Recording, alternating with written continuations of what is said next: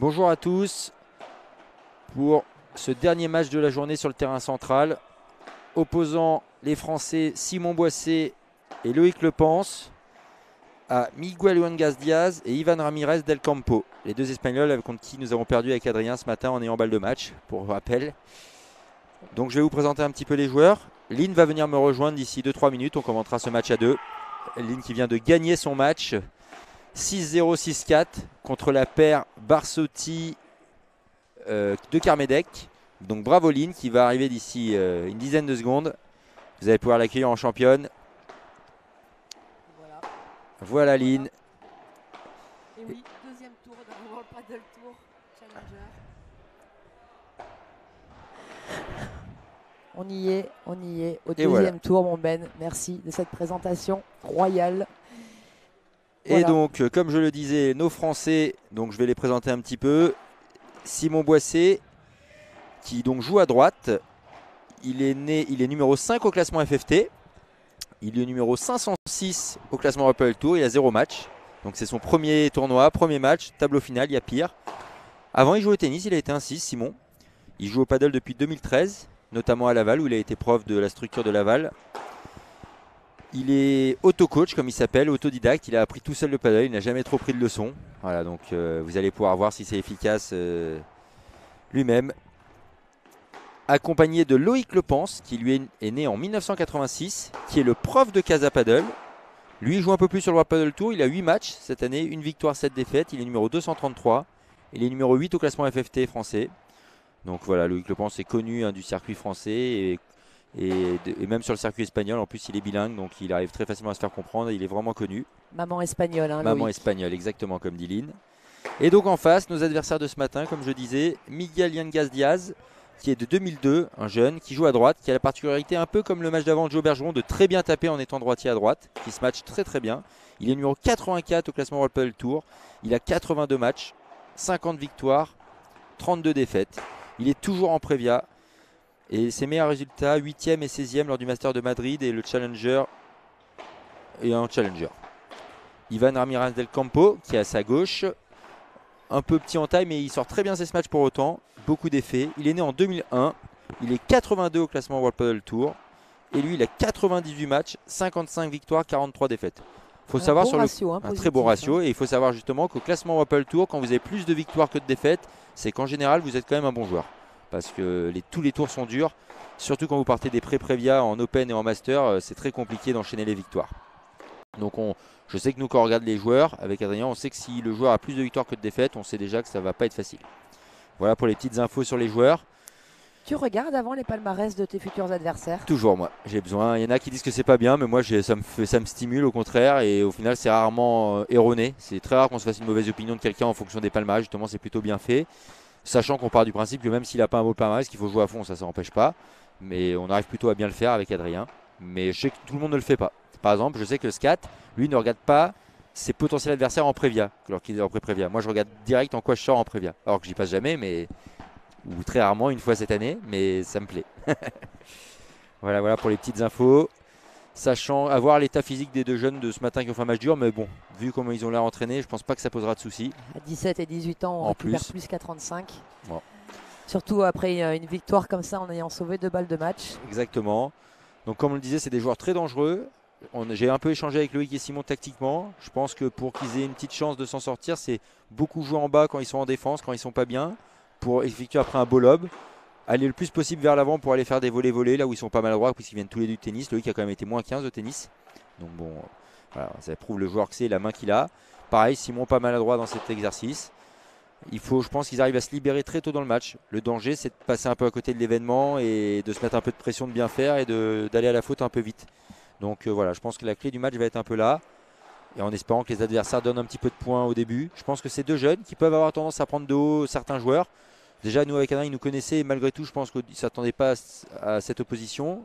Et Loïc et Simon, ils ne les connaissent pas trop, je pense. Donc c'est encore mieux, l'effet de surprise peut être possible. On va avoir la réponse d'ici 2 minutes. Les joueurs sont en fin d'échauffement au ce match. Petite particularité de la paire Loïc-Simon, c'est que vous allez voir qu'au service, normalement, ils vont changer leur côté. Donc vous avez vu depuis le début de semaine, et il y a eu quelques questions là-dessus. Est-ce qu'il faut rester du même côté? certains d'entre vous l'ont découvert lors de ces lives faits par Padel Magazine, Franck Binisti. Et vous allez voir que Simon Boissé et Loïc Lepens, ils ont en général systématiquement la particularité donc de changer de côté au service. Ils savent très bien jouer dans les 2 diagonales, ces joueurs. Mais ce sera Simon, le joueur de droite, puisque c'est lui qui va retourner à droite. Exactement. Et sachant que moi j'ai déjà joué un peu contre eux, c'est un peu perturbant au retour parce que du coup il n'y a pas l'espace libre droit devant quand le serveur sert. Du coup ça fait une petite différence. Pour pouvoir mettre en place cette tactique, il faut à tout prix maîtriser les 2 côtés, ce qui n'est pas le cas de tous les joueurs, et ne pas avoir de gaucher dans l'équipe. Là c'est plus possible sinon. Si vous maîtrisez tous les 2 le bon côté, vous pouvez vous permettre de faire ça. Ça peut avoir un intérêt. Sinon je vous le déconseille parce que c'est vraiment des côtés à part au paddle.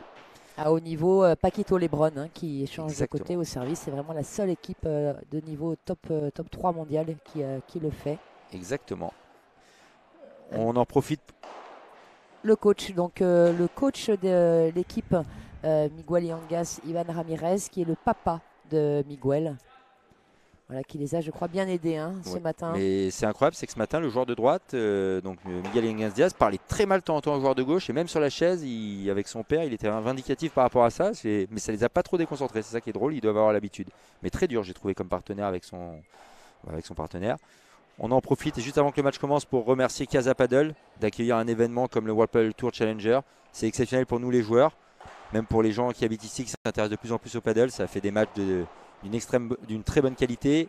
Et encore, on va monter en niveau au fil des jours. Il y aura des matchs, je vous assure, de grande qualité. Peut-être sans français, mais pas française, parce qu'Alix est favorite pour aller au bout. J'y crois, moi. Elle n'est pas favorite, mais moi je la mets. Au moins jusqu'en demi. Je la mets en demi. Elle m'a dit voilà. que si elle faisait un bouton A, elle faisait demi. Mais moi je dis que petite surprise, Alix. Allez, une petite pièce, Ben sur Alix. Qui prend des risques. Moi, j'annonce, j'aimerais bien annoncer vraiment finale au moins pour la paire Alix Colombon, Nicole Traviesa. Voilà, Fiona Liggi qui vient de perdre son premier tour de tableau. Donc tout à l'heure, Léa Godalier et Jessica Gigné également qui regrettent un peu frustrées. Et des nouvelles de Laura Clerc qui était blessée au France, qui joue là, je crois, elle a joué. Pardon ? Elle a joué Laura Clerc. Oui, Laura est en train de jouer actuellement. Alors ça y est, son terrain, je vois que les joueurs sont à l'échauffement, donc elle vient de finir et je ne connais pas le résultat. Elle était sur un terrain du fond. D'accord, on va se tenir au courant. Je n'ai pas eu le temps d'y accéder à la sortie de mon match, je suis venu directement ici. Et juste avant que le match commence, on va remercier encore une fois Padel Magazine et Franck Binisti pour la qualité des images et de nous permettre de commenter ces super matchs avec la meilleure voix du circuit. Lynn, le match est parti. Vous voyez qu'il est en forme, Ben, hein, il est là. Alors Benjamin, hello, qu'on fait bébé juste avant. Ah, Blanquet-Bergeron. Depuis tout à l'heure, je me demandais de qui tu parlais en bébé. Blanquet-Bergeron, ça a été... Alors moi, j'étais en train de jouer, j'ai pas vu le match, j'ai le résultat, mais je vais laisser Benjamin vous en parler de ce match puisqu'il l'a commenté, il était présent. Ça a fait 6-0, 6-2, avec pourtant un très beau deuxième set de Joe et Bastien. Ils ont eu comme la sensation, j'ai parlé avec eux après le match, de ne pas pouvoir être en position d'attaque à aucun moment. C'est-à-dire que les mecs lobent trop bien, et quand ils lobent pas, ils jouent trop bien dans les pieds, c'est tout le temps en dessous le filet. Ils ont vraiment eu un sentiment d'impuissance, et très très dur. C'est impressionnant de voir ça, parce que moi qui ai souvent de Joe et Bastien en face, j'ai l'impression que ça va à 10 000, et j'ai l'impression que là, les adversaires avaient beaucoup de temps pour jouer tout le temps. Donc un niveau au-dessus, un cran au-dessus. On parle quand même d'un joueur qui a fait finale à l'Open de Miras cette année, quand même, Ravarico. Ah, c'est du top 50 mondial. Néronnet qui est vieillissant également, mais énorme joueur encore. Hein. Donc vous les retrouverez demain, ces 2 joueurs qui ont battu Bastien Blanquet et Johan Bergeron. 30-15 pour les Français qui font un bon début de match. Les 2 petites fautes des Espagnols sur des volets. On le prend, on en profite. Et faute de retour, 40-15. Voyez, donc comme on vous disait, Loïc et Simon qui changent de diagonale à chaque service. Ils ne doivent pas être non plus peut-être une petite surprise aussi pour ces joueurs espagnols. Ils ne sont pas habitués. Sûrement. Bien volleyé de la part de Simon. Ça va taper, je pense, Loïc. Ça sort. C'est parfait. Beau premier jeu. Très bien. Très agressif. Rien à dire pour l'instant. Et donc, comme vous le savez, jusqu'au quart de finale du tableau final, on est en 16e actuellement. Il n'y a pas de sortie autorisée, donc tous les smash par 3, ceux qui sortent du terrain sur les côtés, puisque le terrain mesure 3 mètres de hauteur, donc on appelle ça smash par 3. Tous les smash par 3 seront systématiquement gagnants. Bien avancé de la part de Simon, ça c'est une tactique qu'on lui a dit de faire. Après du fond de course, ils arrivent à défendre, vraiment venir vers l'avant. Et ça sort pas, ça joue. Bien joué de la part de Simon, très agressif pour l'instant. Ça joue très bien et Loïc va y aller, je pense. Ça sort pas non plus. Ah, là, ça Oh là sort. là, Oh, quel contre incroyable. de ce match. Alors ça peut paraître très facile, mais je peux vous dire que pour nous Français, c'est très compliqué à faire. Il faut la bonne prise et une certaine souplesse du poignet qu'on n'a pas tous. Parce que pour les Espagnols, c'est plus facile. Beaucoup d'Espagnols le maîtrisent très bien, même à des niveaux inférieurs. Quand on remarque que sur les circuits même de régional, etc., tout le monde sait le faire ce coup. Donc je sais pas pourquoi, parce qu'ils jouent depuis plus longtemps, hein, mais c'est vraiment un coup qui est pas très compliqué. Vous pouvez voir une des particularités d'Ivan Ramírez del Campo qui se match, alors qu'il n'est pas très grand, très très très bien. J'ai pu le voir ce matin. Beaucoup de ces matchs vont sortir. 30-0.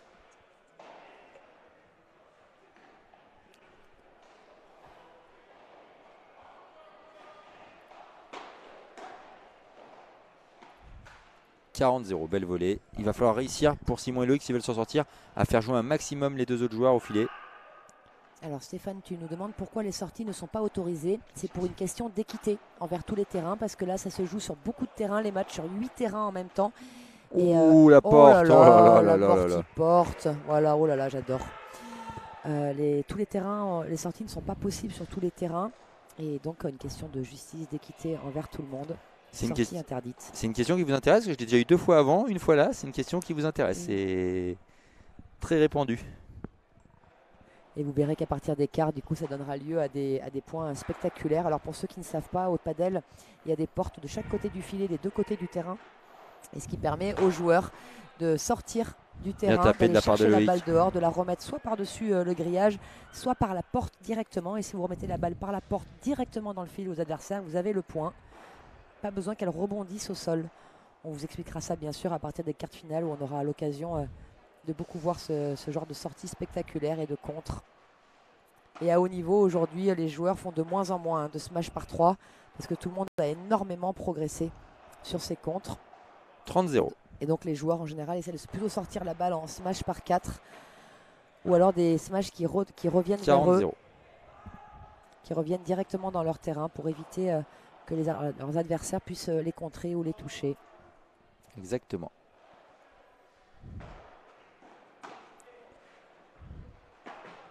Ah. Très bien retourné, Loïc qui a glissé. Et pourtant le sable est bien réparti, mais il s'est pas fait mal, je pense. Oui, j'espère. Alors il faut savoir que Loïc est un petit peu blessé. Ça a été une période difficile depuis quelques semaines là, pour Simon et Loïc. Donc vraiment leur objectif ce soir. Alors nous on y croit bien sûr avec Ben parce que notre pronostic de cœur c'est qu'il passe. Surtout pour venger nos deux Français de ce matin, Ben et Adri. Mais voilà, là ils y vont vraiment pour essayer d'avoir du plaisir, de se trouver entre eux, de trouver de la complémentarité, de retrouver un peu de plaisir. Ça a été compliqué depuis quelques semaines avec Loïc qui est blessé au pied. Très bien collé de la part de Loïc. Fini les championnats de France sur une patte, comme il nous a dit tout à l'heure. Ils ont quand même fini 5e, Loïc et Simon, ensemble le week-end dernier au championnat de France. Donc c'est quand même un très beau résultat sur une jambe. Et alors, pour la petite anecdote, Simon Boissé nous a dit que s'il prenait aujourd'hui 6-0, 6-0, il fait le prochain P1000 avec Franck Binisti. Voilà, donc mon Francky, écoute, non, puisqu'ils ont déjà marqué 2 jeux, donc il n'y aura pas ce défi d'aller remporter un P1000 avec toi. Mais voilà, c'était le pari lancé, donc voilà, il n'a pas dit P2000, non, il avait dit le prochain P1000, je le fais avec Francky. Il avait un peu peur, ça veut dire quand même, de prendre 6-0, 6-0. Oui, c'est bizarre parce que au vu de ce début de match, il n'y avait presque aucune crainte de prendre 6-0, 6-0. Ils sont quand même de très bons joueurs, Simon et Loïc. Bien sûr. Mais voilà, on a vu aussi que cette jeune paire vous a battu ce matin. On connaît votre niveau avec Adrien. Donc c'est vrai que, et puis en ce moment, ils étaient, comme je vous disais, pas en surconfiance, loin de là. Il n'y a rien de mieux pour se relancer qu'un gros match pour les grands joueurs. Mais tu as raison, Lynn, c'est peut-être pas un moment facile pour la paire Boissé, je pense. Très bien défendu de la place de Simon. Aussi, il les connaît par cœur, ces terrains. Il s'entraîne dessus. Il l'a touché sans toucher le filet, elle est contrée. Voilà, bravo. On peut voir que comme hier soir quand Scat a joué, j'ai l'impression que ça sort un peu moins le soir. Les balles sortent un peu moins avec la chaleur en moins, je pense. Ça sort un peu moins, j'ai l'impression quand même. Et je trouve que ça sort quand même plus qu'hier soir en tout cas. Encore? D'accord. Moins que ce matin. 0-30. Allez les Français.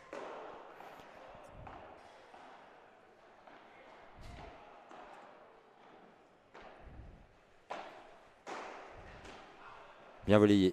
Ouais, superbe. Celle-là, Simon, je pense qu'il n'est pas attentif après son retour. Il s'est un petit peu arrêté pour remettre une si belle volée. Un peu flottant. Il s'est fait punir là-dessus en se replaçant pas assez vite derrière. Bien volleyé. On voit qu'ils sont très appliqués, Simon et Loïc, à retourner avec des changements de rythme, soit fort, soit dans les pieds doucement, et pas de donner de balle facile. Ça, et de suivre au filet derrière. Alors là, ça n'a pas marché, mais c'est ce que je leur ai donné comme indication. Mettre la pression en volley-volley. Même si c'est plus notre jeu que le leur, je pense qu'en termes de paddle pur, ils s'en sortiront pas, qu'il faut les surprendre un petit peu. Je pense que tu as raison, Ben. Hein. C'est vraiment quelque chose qu'ils doivent mettre en place. Jouer en bas, et puis dès qu'ils ont l'opportunité, voilà, à l'image de ce lob, essayer de lober long, les empêcher de faire des smash par 3, et puis d'accepter le combat à la volée. Chiquita dans les pieds également, c'était une consigne. Allez Loïc. Bien, et ça sort. Allez. Oui. Mais oui, monsieur. Oui, bravo Loïc. Très très bien joué.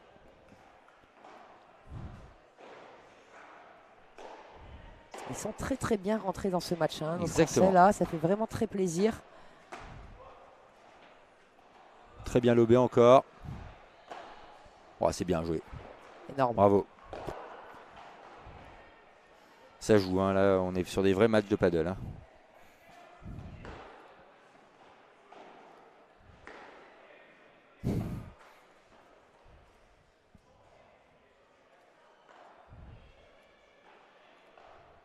Ça joue très très bien sur tous les terrains actuellement. Hein. Un retour un peu haut, vous avez vu tout de suite derrière, c'est compliqué pour eux de défendre parce que les volets sont très agressifs. Il faut éviter ce genre de retour, je pense, pour pouvoir s'en sortir. Et 2 jeux partout. Pas d'inquiétude pour les Français qui ont quand même eu 0,30 sur le service des adversaires. Ils sont plutôt bien rentrés dans le match, c'est ce que je disais. Je pense que les autres sont jeunes quand même et un peu inconstants. Au vu de leurs derniers résultats, on a pu le voir. Donc voilà, bon, ce sera une autre paire de manches de gagner, mais je pense que les inquiéter, c'est vraiment possible. Très bien défendu. C'est très bien joué de la part de Loïc. Loïc fait un très très bon début de match. Oui, très solide, ouais. Ah, elle est parfaite. Oh, c'est dur ça, il l'a remise, bravo. Avec la bande en plus. Oh, il est parti de l'autre côté. Ah, bien joué. Ils se sont mal compris. Comme ils tournent souvent, du coup, ça peut créer quelques petites incompréhensions.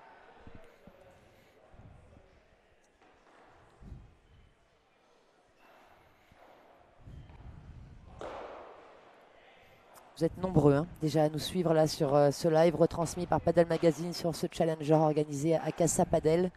Merci à tous pour cette présence. N'hésitez pas, vous avez l'habitude maintenant et vous le savez, faire des commentaires, des questions. C'est bizarre comme choix là, il avait Alors, la balle très bizarre. Hein. Ah ouais. Et du coup, ils vont peut-être perdre le point. Oui, parce qu'il va le contrer. Bien joué. Alors, choix très très étrange de la part de Miguel Yanga Diaz. Qui avait une balle pour finir, qu'il a laissé tomber et qu'il l'a poussé au fond. Alors c'est assez bizarre.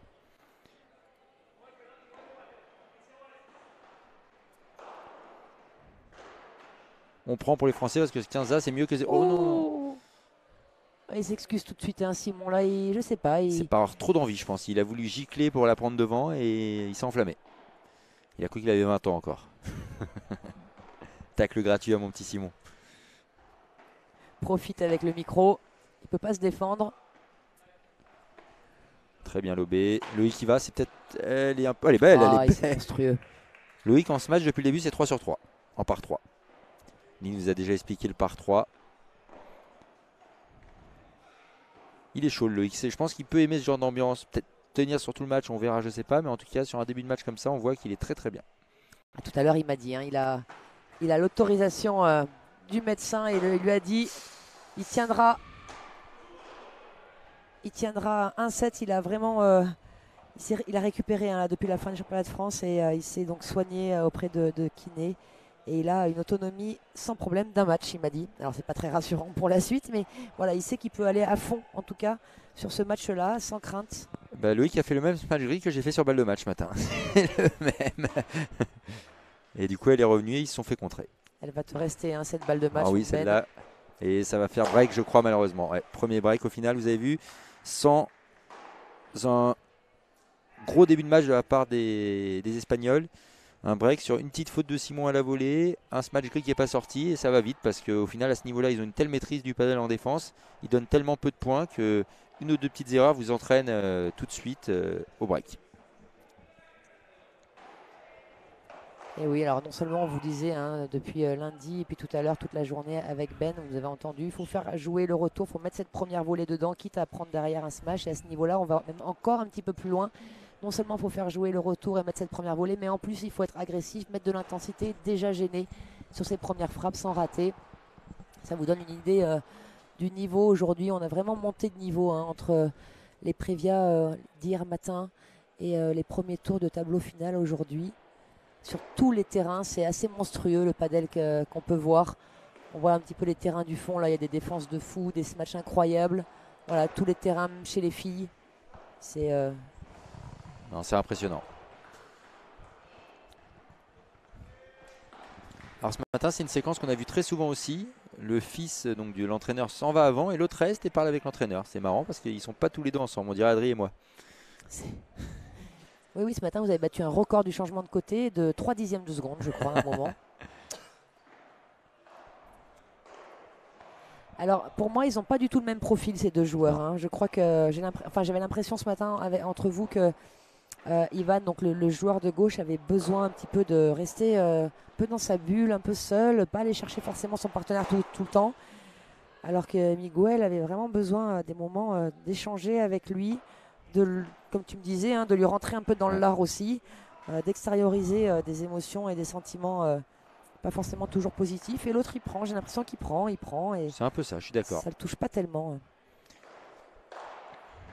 Ce qui est dur quand vous voulez jouer, c'est que vous ne pouvez presque pas lober parce que ils se matchent des deux côtés et qu'on n'a pas le droit de sortir. Et du coup, ce qui est un peu problématique, ce qui est en train de se passer, c'est que les autres se sont rendus compte que Loïc et Simon les lobaient pas trop et du coup collent. Voilà, donc c'est pour ça qu'il faut changer parce que du coup là sur les retours ils collaient. Oh, elle est partie vide dans la vide. 10 000 celle-là. Du coup, vous avez pu voir qu'ils étaient collés dès la première volée, ils mettaient volée gagnante parce qu'ils ont collé. Ça, Simon l'a vu, je pense, et a tout de suite lobé du coup. On va voir si Loïc arrive à faire de même. Chiquita, alors celle-là c'est bien parce qu'ils n'ont pas pu s'appuyer dessus et là ils ne sont pas compris. Celle-là, pour moi, c'est Simon qui doit la jouer puisque ça vient de sa diagonale. La trajectoire est croisée, elle va ressortir de son côté. Et Loïc avait eu à gérer un service à la vitre et le déplacement était compliqué. C'est très important ça, quand celui qui fait le retour, si la balle d'après est au milieu, souvent c'est pas pour le retourneur, surtout quand ça vient du joueur de droite, enfin en diagonale. Et là la grille elle sort. Vraiment, moi je trouve que ça va quand même vite et plus vite qu'hier soir sur le match de Scat, ça gicle quand même les balles. Il est peut-être un peu plus tôt encore. 19h30, je crois qu'il était 20h30 hier. C'est possible, ouais, c'était 1 heure plus tard. Mais t'as raison, une bonne remarque parce que les matchs short quand même. Lui qui a sorti tous ses matchs et à part le joueur de droite, Miguel qui s'est fait contrer une fois, pour l'instant il n'y a pas eu de contre. 2-4, allez, ce jeu est important pour rester dans le premier set, pour y croire. Il ne faut pas se faire double breaker, c'est vraiment là que c'est important d'être capable de gérer les temps faibles. On dit dans un match on ne peut pas tout le temps bien jouer, mais c'est très important de gérer les moments où on joue moins bien pour ne pas se laisser décoller au score.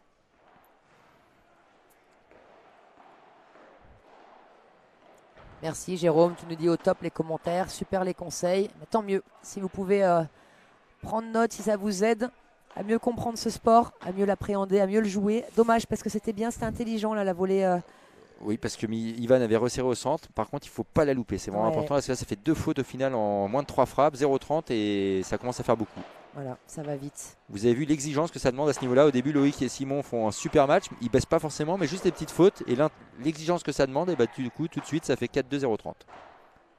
Maîtrise de la vite latérale. Oh, il a tenu, Loïc, il a tenu. Il sourit à son adversaire. En disant, voilà, je l'ai tenu, la diag.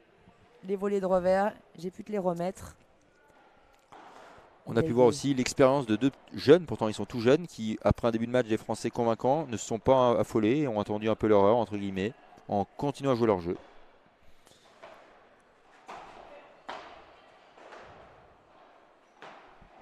Peut-être des premières volées pas assez agressives de la part de Simon. Oui, c'est exactement ce que je me disais. J'ai pas osé le dire en disant il a peut-être d'abord voulu assurer, la mettre dedans. Mais du coup, tout de suite, un lob de qualité. Contre ces joueurs-là, je pense que la première volée, encore une fois, est très importante. Ouais, il faut mettre de l'intensité. Au moins slicer pour pas qu'elle remonte sur la vitre. Voilà, ou alors l'accélérer très fort en jouant loin des vitres pour pas prendre de risque en mettant cette balle. Pareil, là, du coup, ils sont tout de suite en danger alors qu'ils sont au filet. C'est paradoxal. Et alors, moi, je trouve qu'ils jouent quand même pas du tout. Je sais pas si tu leur as dit, Ben, mais pas du tout la zone du centre. Non, pourtant, je leur ai dit de passer par le centre plus que pour le côté. Et il me semble que je leur avais dit aussi tout à l'heure quand on en discutait.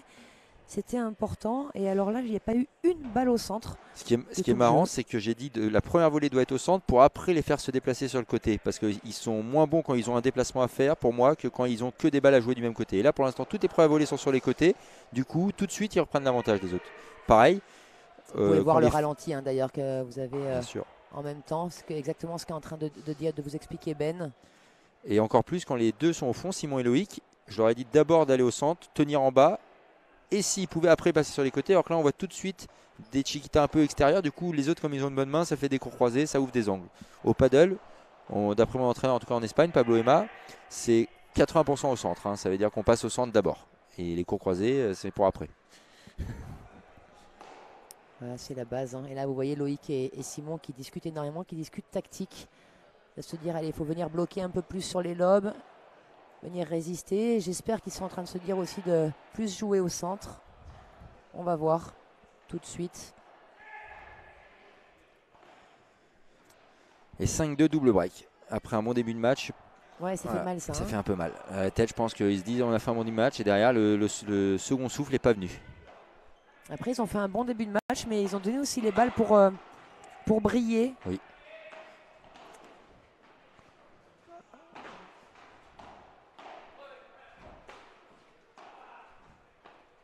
On peut voir aussi que physiquement, les Espagnols sont très forts. C'est monstrueux hein, physiquement, hein, leur déplacement. Après, ils ont 17 et 18 ans. Mais c'est aussi, comme on vous disait sur la retransmission d'avant, un travail physique quotidien que font les Espagnols. Ils font autant de padel que de physique. Et Ben même rajouté, parfois, ils font des pauses padel, mais ils continuent de s'entraîner physiquement. Donc au bout du compte, il y a plus de physique que de padel en Espagne. Je pense que c'est un sport qui se professionnalise de plus en plus et du coup, de plus en plus, les joueurs font du physique de plus en plus important. Du physique et puis on voit arriver des coachs mentaux hein, de plus en plus hein, dans les staffs. Exactement. Dans les équipes qui sont de plus en plus présents. En France, c'est pas encore complètement la norme, mais quand j'interroge un petit peu les joueurs français expatriés en Espagne, c'est pratique, pas du 100%, mais beaucoup. Est-ce que toi, tu as un coach mental? Oui. On a le droit de dire les noms ou pas? Mais pour moi, complètement. En tout cas, je les donne les noms. Bon, moi, je m'entraîne mentalement avec Jean-Michel Pécry, le même que Scatena et Bergeron. On a le même coach mental, ce qui peut être marrant. Souvent, des gens me disent, mais ça vous dérange pas d'être coaché par le même? Pas du tout. Et le même que Léa Godalier. Et le même que Léa aussi. Exactement. Voilà, et ça se passe très bien. Moi, ça fait 2 mois que je travaille avec lui et je me sens déjà beaucoup mieux. Bien joué, Simon. Voilà, donc Scat, Jo, Ben, Léa, Alix. Voilà, j'en oublie aussi. Je ne sais pas si Laura, il me semble, à une époque, elle en avait, mais je ne sais pas si ça continue. Ouais, c'est superbe. Bien joué, Loïc. Balle de débreak. Enfin, une balle de 1 débreak. Ah, pardon.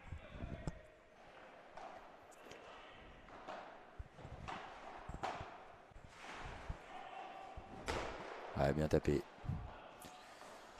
Je trouve les Français pas assez mobiles du fond de cours. Ils sont vite débordés sur les premières volées.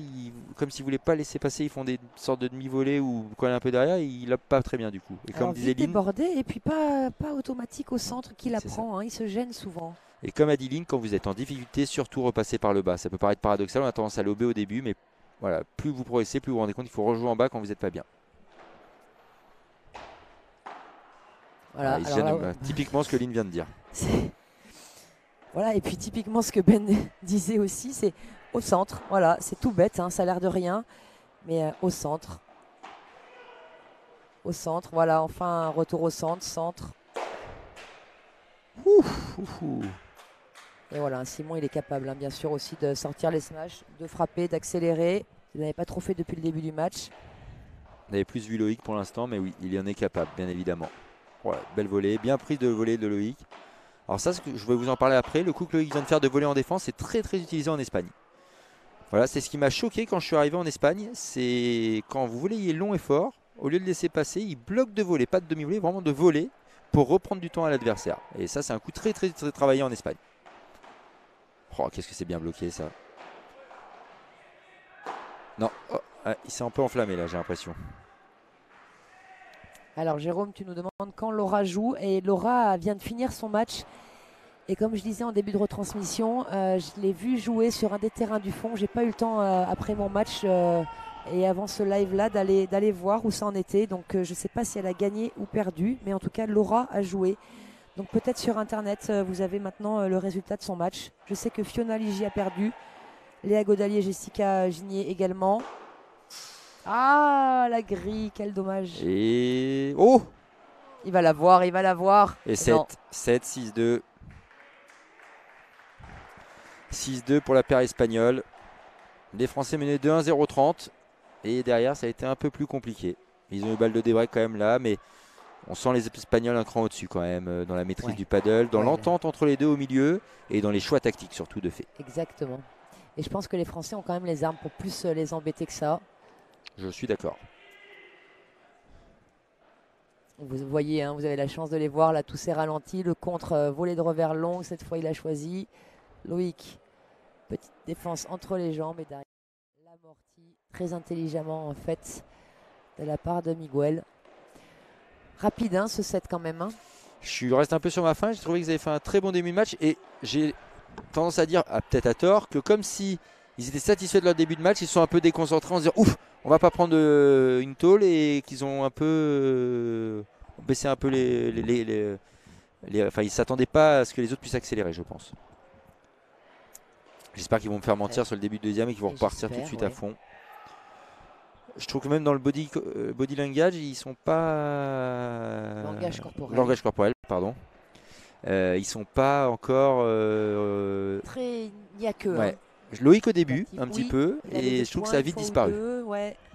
Après, ils n'ont pas eu non plus trop l'occasion, ces derniers jeux. Non, mais c'est important, c'est qu'en Espagne, on voit beaucoup, même sur les fautes des adversaires, il y a énormément de bamos et dans les circuits Apple Tour, presque plus que sur les beaux points, parce que ça marque l'adversaire justement un peu. Je sais que c'est beaucoup utilisé. Alors, tu penses que c'est parce que ça marque l'adversaire ou surtout parce qu'on est tellement content d'avoir un point gratuit à un moment après un gros combat? Je pense un peu des deux.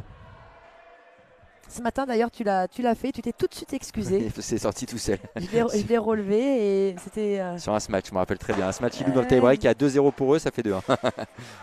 Un smash inloupable, comme on dit. Oh là là. Ah, il a ouvert le long de ligne. Hein. Ils se déplacent, ils les font bouger à droite, à gauche. Ils font ce qu'ils veulent, hein, ces deux jeunes Espagnols. Quand vous lobez le joueur de droite et qu'il est en retour de vide coup droit, le joueur de gauche doit à tout prix prendre le long ligne revers en priorité, quitte à laisser le reste ouvert. Ça, c'est règle de base à ce niveau-là. Très bien. Alors, Baptiste, je vais quand même lire ton commentaire, mais ça va peut-être un peu lui faire du mal, même si on est bien tous d'accord. Ben, tu aurais dû être là avec Adri. Allez, les Bleus quand même. Merci, mon baba. C'est gentil, mais bon. On n'a pas mérité, on n'a pas su exploiter les dernières balles. Un peu de frustration de la part de Simon, qui a smatché, la balle n'est pas du tout remontée. Un peu basse pour la taper, je pense.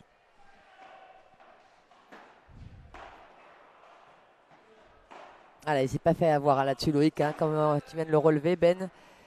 Quand ça joue là-bas, il faut d'abord, avant tout, bloquer la ligne droite. Superbe.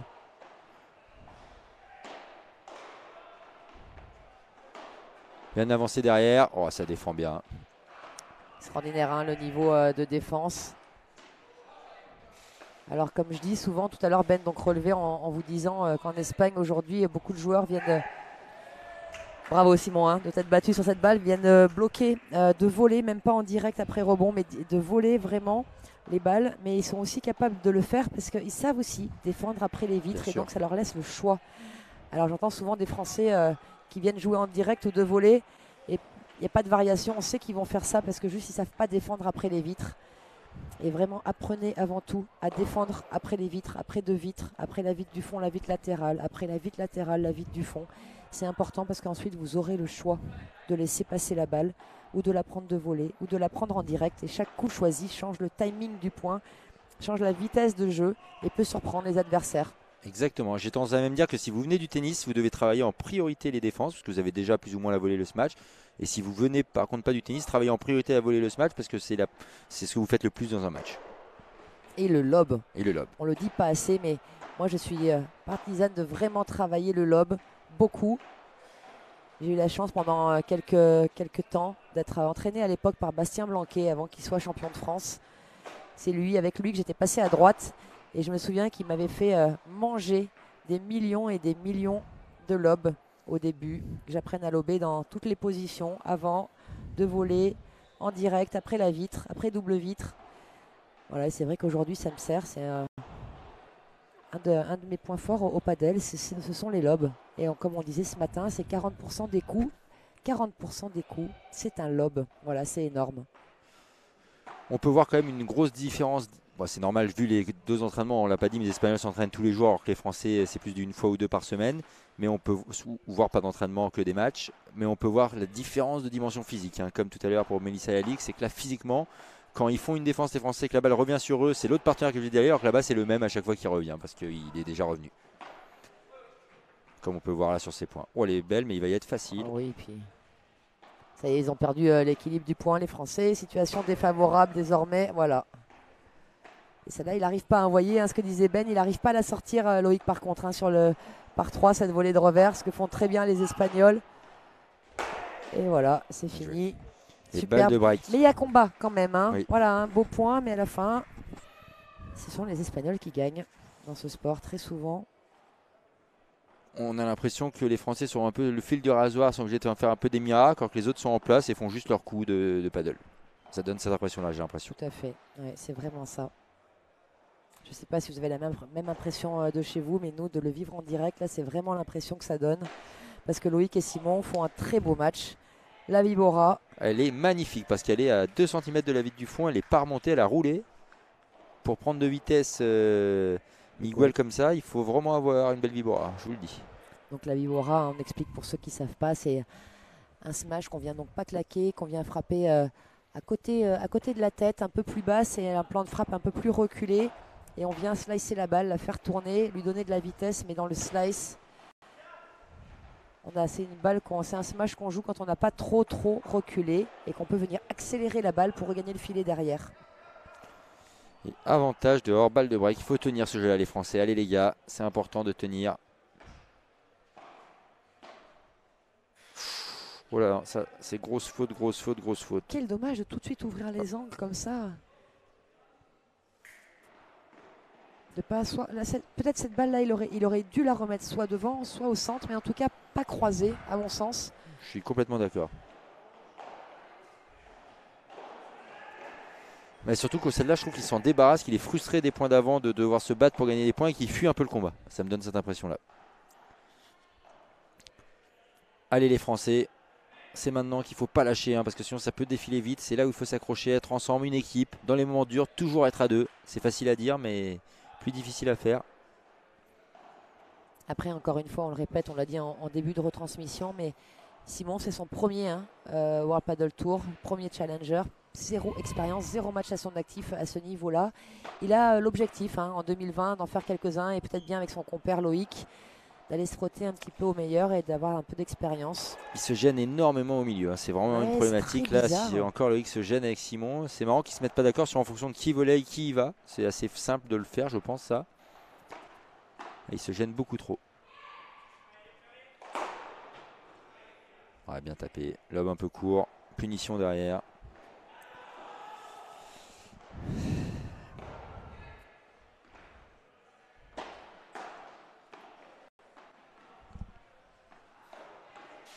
Voilà, c'est beau lob. Tout de suite l'angle. Bien bloqué. Le contre, voilà, c'est ce qu'on leur avait dit de faire, hein, Ben, de venir bloquer, d'essayer de venir bloquer ces smashs là. Oh, ils sont... Ah là là. Ils sont, je pense, partagés entre l'idée de vouloir être agressif et tenter des choses et rester solides. Donc, du coup, ça fait des petites fautes bizarres de temps en temps. Oh, elle est belle. Très, très bien bloquée de la part de Loïc. Ouais, alors, vous avez vu comme il a été facile. Il n'est pas allé en marchant, parce que ce serait lui faire injure de dire ça, mais vraiment très, très tranquille. Après, il faut mettre en avant quand même malgré tout que Simon et Loïc n'ont pas les mêmes doses d'entraînement que les deux joueurs d'en face. C'est une évidence que tout le monde sait. Et surtout ces dernières semaines où Loïc était quand même blessé, il a plus reposé qu'autre chose. Bien tapé de la part de Simon. On vous disait au début, Simon autodidacte, pas de coach. Loïc va désormais s'entraîner avec Fabrice Ortiz, tout comme Adri et toi Ben à l'époque avant que tu t'exiles à Barcelone. Exactement, Fabrice Ortiz qui est je pense en termes de coach, vu qu'il a eu ses diplômes en Espagne, il a une vraie référence espagnole qui est quand même le pays qui est en avant sur ça et je pense qu'il voilà, a une vraie expertise à apporter. Il est venu vous coacher hier, hein, Oui. Fabrice. Il était Malheureusement, là ce dommage. matin, mais Ouais. il y a une règle incroyable au Rappel Tour, si tu n'es pas là à l'échauffement de tes joueurs, tu ne peux pas les coacher. Donc, Et c'est voilà. exactement ce que j'ai dit. Il n'était pas là au début, donc il était dans les gradins. C'est incroyable, cette règle, je la trouve hallucinante. La dernière fois, Pablo Emma, du coup, avait 2 joueurs en même temps. Il a fait voir un, il ne peut pas les coacher l'autre, même si l'autre finit avant, il ne peut pas aller sur l'autre match parce qu'il n'a pas été au début. C'est drôle, je trouve, comme règle. Mais bon, c'est comme ça. Comme on n'a pas le droit de changer de coach, c'est-à-dire qu'une fois qu'il est sur le nom pour le tournoi, c'est pour le tournoi. Alors ça, je trouve ça dommage par contre.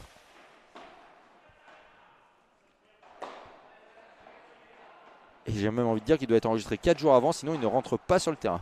C'est très strict. Comme vous avez pu voir, les points de pénalité, les avertissements, c'est au moindre jet d'humeur hein, et pas, pas la jet de raquette, hein, même. Oh, le blocage, incroyable. Le blocage accélération, Oh, c'est même c'est- pas que bloquer, c'est Oh là, c'est incroyable. Et donc j'en reviens, si vous vous énervez, si vous criez fort, vous prenez avertissement tout de suite. C'est vraiment très cadré. regardez ce qu'il a fait là, Miguel. Oh, incroyable. Alors c'est pas sur cette balle là, mais vous allez pouvoir Oh revoir. là là Voilà. là là. Un peu à la Tyson, hein. Oh, là, c'est encore mieux. Et toi, tu le fais en revers. Alors ça, c'est dommage aussi. C'est dommage d'avoir fait cette balle ici, dans cette zone-là. Il joue pratiquement que croisé, Simon, sur toutes ces balles en haut. Et ça gêne pas du tout ce genre de joueur. Ouh là là Voilà, là. il faut y aller dedans. Il faut rentrer dans Voilà, l'art. c'est une des clés vraiment, qu'on parlait pour s'en sortir. Balle dans les pieds, suivre derrière pour claquer une volée dans la tête du joueur en espérant que ça puisse le blesser. Bien sûr, je plaisante.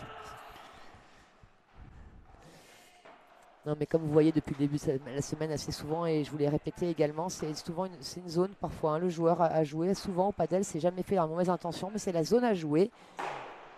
Ah, il va l'avoir celle-là, Loïc. Oh, il a encore le réflexe, c'est Miguel. Hein. Oh là là, Incroyable. Et elle est oui, bonne. bonne. Ça passe C'est pas trop au milieu. normal, Là, c'est ouais. pas normal que ça passe autant par le centre. Oh ça, là c'est là. une vraie Alors, faiblesse hein, dans cette équipe là, les balles du centre. ce qui est Il faut incroyable, absolument. vous avez vu sur le dernier match, c'est la longueur à laquelle il tape. C'est-à-dire que quand on veut la sortir par 3, souvent on vise un peu devant la ligne. Lui, il est derrière la ligne, presque au niveau du cristal. Parce que comme il n'est pas très grand, il cherche le maximum d'angle au bout pour qu'elle remonte tout de suite. Ouais, incroyable la dernière. Hein. Alors encore une fois, hein, le cristal, c'est la vitre. Pardon, c'est les défauts espagnols. Mais le D'ailleurs, j'ai cristal, dit c'est vitre. comme ça qu'on appelle la vitre en Espagne, le cristal.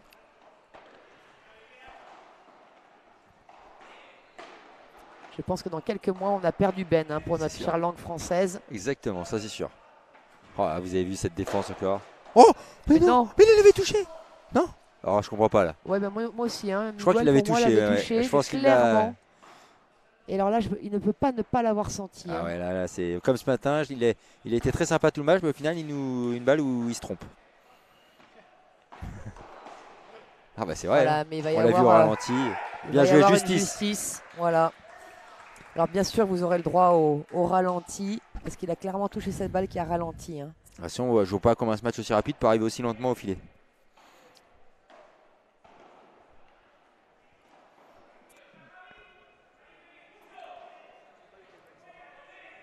La régie arrive. Et 40, les Français s'accrochent, c'est important parce que double break ça ferait mal. Le double break, ce serait peut-être même un match fini. Hein. Ah, Simon Oh, l'a non. volé, Simon Et l'a oui, volé. encore une fois, il veut la mettre dans la grille tout de suite. C'est Alors marrant, c'est celle-là, que tactiquement, on leur avait vraiment dit, il me semble en tout cas, enfin c'est même sûr, de passer l'épreuve à voler au centre. Ils étaient d'accord, entre eux, ils s'étaient mis même ça comme objectif, l'épreuve à voler au centre, et c'est pas du tout ce qu'on voit. On va voir si après le match ils s'en rendent compte ou pas du tout. Encore une voilà, fois, ou pas au droit centre. devant.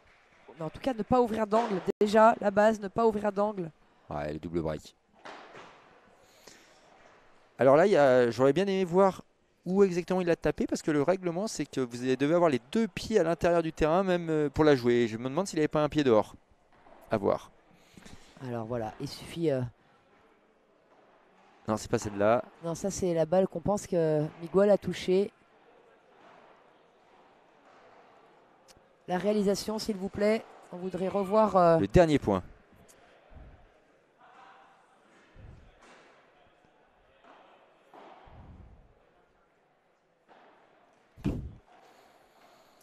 Donc 6-2, 3-0, double break pour les Espagnols. Ça commence à faire lourd parce qu'il y avait 2-1 pour les Français, 0-30 on rappelle. Donc ça fait quand même 4 jeux, 5 jeux, 8 jeux d'affilée.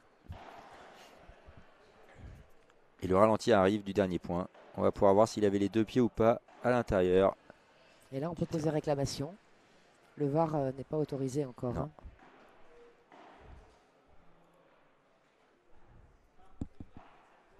Allez, les joueurs qui sont de retour sur le terrain. Les changements de côté sont rapides, hein, j'ai l'impression. Hein. Oui, c'est loin de la minutée 2000, hein, qui est le règlement. Au service. Ivan au service. Et bien sûr, vous aurez le ralenti tout à l'heure, le temps de caler tout ça. Ah, ils sont encore gênés. Oh là là, mais c'est pas possible. C'est pas possible. C'est pas possible d'être aussi pris comme ça sur les balles au centre, sur une équipe qui en plus est capable de tourner.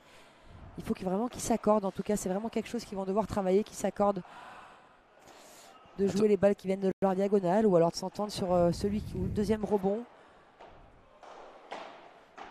De faire par rapport au deuxième rebond. À l'époque, Aziza Skatena faisait ça. Si le deuxième rebond tombait par exemple chez Skat, et ben c'était lui qui devait jouer la balle après le premier rebond. Bien sûr, hein, pas de rebond. Là, c'est un jeu qui défile très vite. Là aussi, il ne doit pas rouvrir l'angle, hein, Simon, là-dessus. Et vous voyez les Espagnols, le nombre de balles au centre qui jouent. Bien joué, Loïc. Un peu facile là-dessus, Miguel. Oui, c'était vraiment une blague, hein, que Ben parle de changement de côté rapide. Alexandre, tu dis les changements de côté sont rapides, moins que le tien, Ben. Et faites ce que je dis, pas ce que je fais. Oh là là, encore on en parlait tout à l'heure. Le joueur de droite, quand il est en retour de vite à droite, il faut à tout prix prendre le revers. Alors on va pouvoir voir. Voyons voir les 2 pieds dedans. Non, il a les 2 pieds dedans. Oui, il est largement. Alors, il finit après, mais il a les 2 pieds dedans. Non, rien à dire. Bien tenté, Ben, mais non, là-dessus, rien à dire. Facile, bien fait. Et donc 15A. Non, 0-0, non? Il vient de gagner le jeu, non? Ah oui, c'est fini. 0-15. Je pense. 4-0, 0-15, je dirais. On va voir si je me suis trompé. Oui, non, mais tu as raison. Les 3 premiers points, je les avais oubliés parce qu'ils sont passés très vite. Il y a eu 2 retours fautes. Donc en effet. Il faut à tout prix gagner ce jeu. Hein. Oh là là, ouais, ça encore. Ce match est impressionnant ce qu'il fait, hein, ce joueur Ivan Ramirez del Campo. Là, ça commence à faire beaucoup.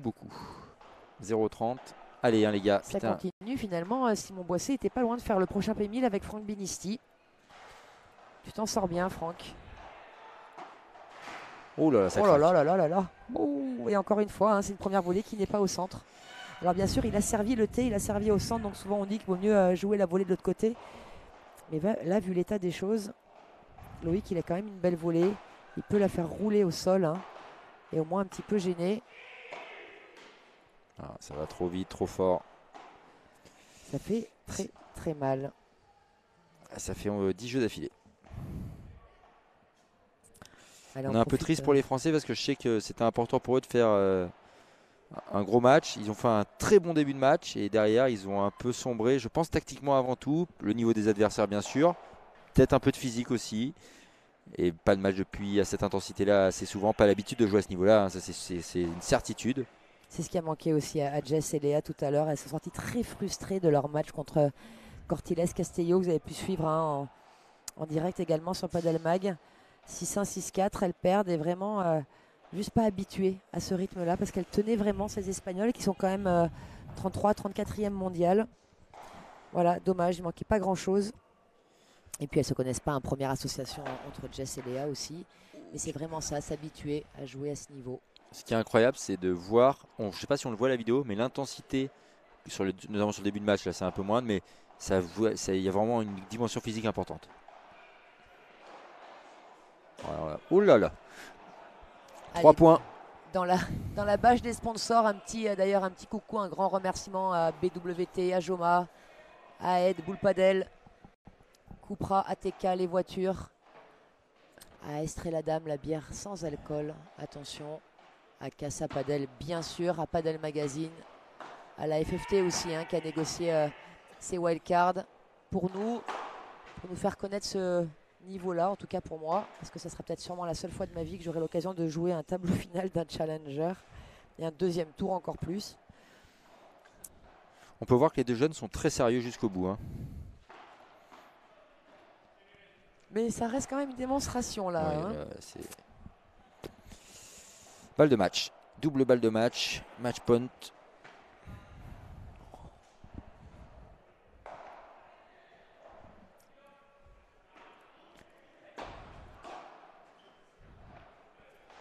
Il va tâter. Il va la tenter. Non, ça suffira pas.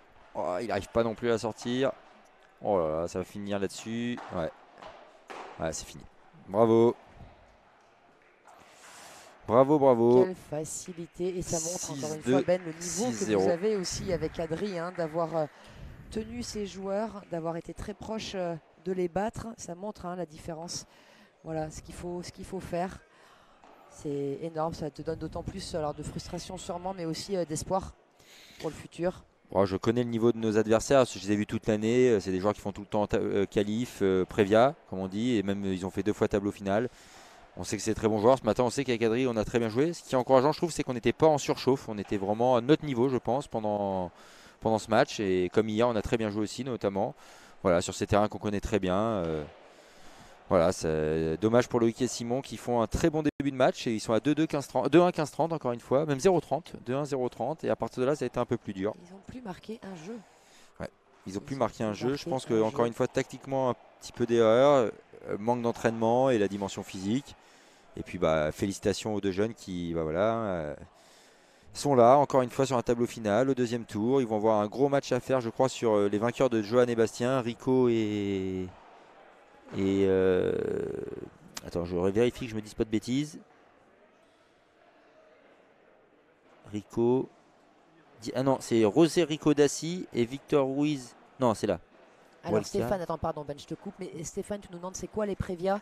Les prévias, c'est le tableau qualificatif pour le tableau final. Pré-prévia, les pré-qualifications. Prévia, les qualifications. Quadro, tableau final. Voilà, ça va dans cet ordre-là. Et j'ai dit des bêtises tout à l'heure, c'est pas du tout ce que je disais. J'ai pas les résultats de l'autre match, donc je vais pas vous dire contre qui vont jouer les jeunes. En tout cas, plus de Français dans le tableau masculin, puisque tous les Français ont perdu. Voilà, c'est souvent le cas malheureusement dans les tableaux finaux. On voit encore que même si on a vraiment rattrapé le retard par rapport aux Espagnols, vraiment un retard qui était important, on l'a réduit. Il reste encore un grand écart, puisque le numéro 1 français qui est Jérémy Scatena est 112e français. 112e mondial, pardon. Donc voilà, ça montre la différence de niveau. Après voilà, il faudra voir pour Adrien et moi sur une saison complète par exemple, que ça sera le cas l'année prochaine, puisqu'on a plutôt des bons résultats pour l'instant, on rappelle le tour, mais voilà, on sait que c'est dur de trouver un partenaire. Les Espagnols, il faut savoir, cherchent beaucoup en fonction du nombre de points plus que du niveau. Donc c'est quelque chose qui est voilà, assez différent d'en France, où on fait plus en fonction de l'affinité et du niveau du partenaire. Il reste encore des Françaises. Je vous encourage à venir voir les matchs à Casa Paddle pour encourager Alix, pour encourager Laura si elle a gagné, je ne sais pas. Je crois qu'il y a Audrey et Caroline qui sont en train de jouer aussi. Audrey Casanova et Caroline Lovera. Et voilà, je vous remercie d'avoir suivi le match avec nous. Et demain surtout, je sais comment ai-je pu oublier, Lynn qui va quand même jouer contre la tête de série numéro 1 Numéro 1, hein, du tableau, qui est quand même Navarro, Reiter. Carolina Navarro et Cecilia Reiter. C'est un match de gala incroyable. C'est à quelle heure que tu joues, Lynn? Eh bien, on ne sait pas encore. La programmation va être faite ce soir. On n'avait pas encore l'horaire de match. Je joue avec Elodie Invernon ce week-end. Et voilà. Après, je vous l'ai dit tout à l'heure, une très belle victoire sur Match de deux gala. Carmedec Bersotti, 6-0, 6-4.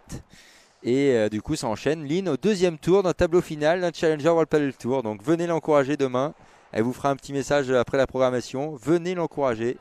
Merci d'avoir suivi ce match avec nous. J'espère que vous avez pris du plaisir.